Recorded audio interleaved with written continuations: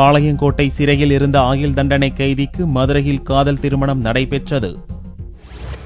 மதுரையைச் சேர்ந்த செல்வராஜ் என்பவர் பிரபல ரவுடி ஆட்டோ சங்கரின் கூட்டாளியாக செயல்பட்டவர். ஆயுள் தண்டனை விதிக்கப்பட்டு 1991 ஆண்டு முதல் பாளையங்கோட்டை சிறையில் அடைக்கப்பட்டுள்ளார். செல்வராஜ் மீது அவரது உறவுக்கார பெண்ணான கலாராணிக்கு காதல் மலர்ந்தது. தன் எண்ணத்தை செல்வராஜுவிடம் தெரிவித்த போது தொடக்கத்தில் தயங்கிய அவர் தன் சிறை நண்பர்களின் ஆலோசனைக்கு பின் சம்மதித்தார். திருமணத்திற்கு அனுமதி கேட்டு சிறை அதிகாரிகளுக்கு விண்ணப்பிக்க 35 நாட்கள் பரோல் கிடைத்தது.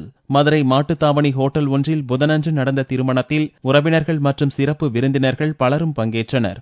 எல்லா வழியிலையும் பக்கபலமா என் மேல உண்மையான அன்பு வச்சு எல்லா நிலையிலையும் நான் வெளியில வரணும் அப்படின்னு இன்னைக்கு வர முயற்சி எடுத்து என்னதான் கட்டிக்குவேன் அப்படின்னு சொல்லிட்டு சொன்ன அவங்க தான் எனக்கு எல்லாத்த காட்டிலுமே உயர்ந்தவங்க.